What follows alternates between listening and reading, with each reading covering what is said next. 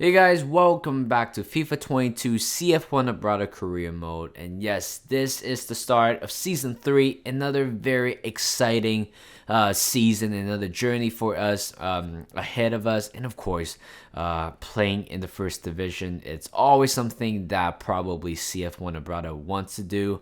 And right here, we have achieved that through our brilliant signings, the number of signings that we had from last season. And right there, you guys can see we have approximately 32 euros to spend, which is honestly quite a lot. But you know what? Those money that we got is pretty much is going to add more quality players in our team. Yes, we do have the depth right now, but honestly, I feel like there are some areas in our in some positions needed to be improved, obviously. But of course, in terms of where we want to improve, we are not quite sure yet. But of course, throughout this season or throughout this episode, we are going to bring you pretty much the people, or the players that we are going to need. And of course, there are a few players that are going under contract within the year. Guzman's one of them, and of course, there are a few of them I'm not quite sure whether if I should extend. But Cifuentes right there, he is definitely, for me, he definitely is going to get a new contract. But of course, three players was pretty much frozen right there: Danny Garcia, and Charles Andorra, and also Strana. Unfortunately, all three of them were pretty much the first three youth players that we called up. Unfortunately, none of them actually makes the mark, or I believe none of them are actually good enough for us. But right here, you guys can see on the objective side of on this season, it's quite chill. It's quite lenient in general. You guys can see pretty much everything was pretty in low or very low priority. And of course, right here, the biggest one is probably not getting knocked out, or not to get relegated again. But honestly, I believe in our team we can do a very good job. And right here, we receive a transfer offer for Gonzalo Guzman. Yes, I just recently extended his contract, but then again, we probably need the money right now. We need like a quick money in order to strengthen our other areas as well. And yes, we might be missing one area on the right hand side. For example, if we actually somehow sold Guzman right there, then of course the chances of us replacing him is going to be very high. But of course, this is the time where free agency might step in and possibly help us to find at least one decent player. And of course, right there, Charles Ndua will be the first player who is going to be out. And of course, he's probably one of the first batch, or I believe the first player that is being called up by me. And right there, unfortunately, he is going to be gone for around 280k right there. So no hard feelings, but it is just not working out for us. And Guzman is, in the end, was sold for 10 million pounds. And look at the money right here, 43.5 million. It's time to make our first signing right here. Tenga Nianzo, I think that's how you pronounce his name. And right here, he is a 21-year-old center back from by Munich right there, 75 rated, and of course offering them a 12 million euros. Pretty much, it's pretty lenient or a pretty good price right there. 12 million, it's not a lot, but of course offering the contract as well, it's pretty straightforward. 22k per week. And of course, there's some other signing bonuses as well.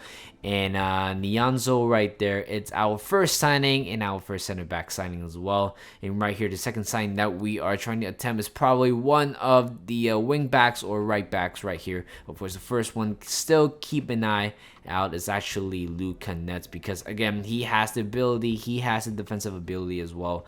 But of course, needed him to play on the left side of the center back area.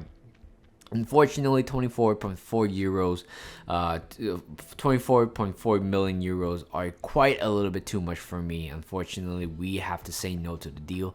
I know we can definitely get some players like him, or players like him with a much similar or much cheaper price. And right there, you guys can see Tenga Nianzo from French, our newly signed French center back is right there, an exciting youth player. Very excited as well. Alejandro Sanchez is most likely going to be out of the club very soon.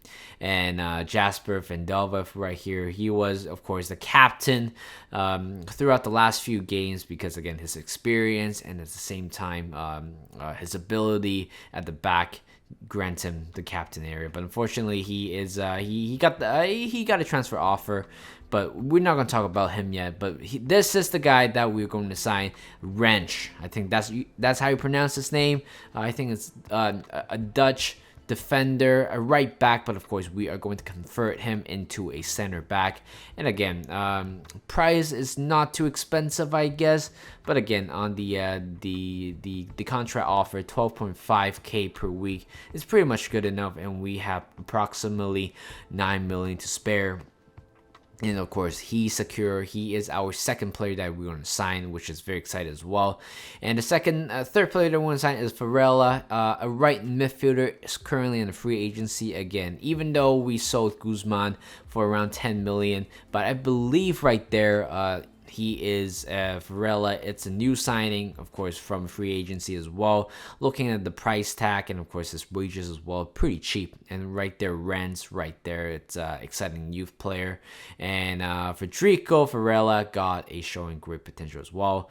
And the second signing that we are going to make is Nikola Solowski. I think Solowski, a Polish left midfielder, where I believe could also potentially help us on the left area. Again, just relying on Mosquera, it's quite of a gamble, but in the end we have to sign. I think this guy Solowski probably is better than Mosquera at this point. Mosquera probably is going to go out on loan at this point. So right there, showing great potential. Again, we sign our 4 signings right there.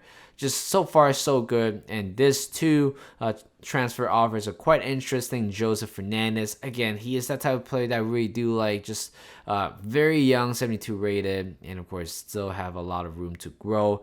And then Danilo Saikin right here is going to be a very interesting one because he got an offer from Barcelona, which is honestly could be a competitive club.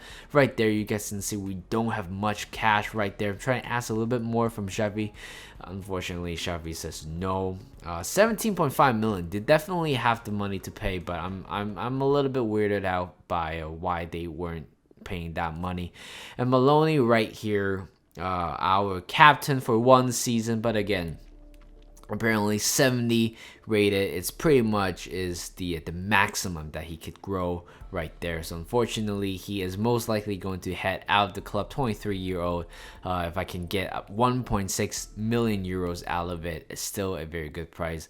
And we are headed to the August. So first thing we're going to see is definitely the transfer, not the transfer, but of course the youth academy report. Again, last season we did talk about, or towards the last season we did talk about, I think the number of intakes, the number of influx of youth players have increased, and look at the number of players we have right here has of course increased at the same time. A lot of them are actually very, very excited as well, especially in the goalkeeper area. And of course it gives us a very good feeling where I don't need to sign another goalkeeper. Yes, both of my goalkeepers, or the goalkeepers that I have right now, are still very young, but again, in a season or 2, I believe he could be one of the best. And right here we have 4 transfer offers as well, and Maloney has been sold for 1 million, approximately 1 million. And Saikin right here, we have received an offer from Gent, the Belgium side, I believe, 18 million, asking for 18 million. And let's see what do they have to say, and of course they are going to agree with that 18 million. And of course, with him being out, Lautaro is still kind of not fit.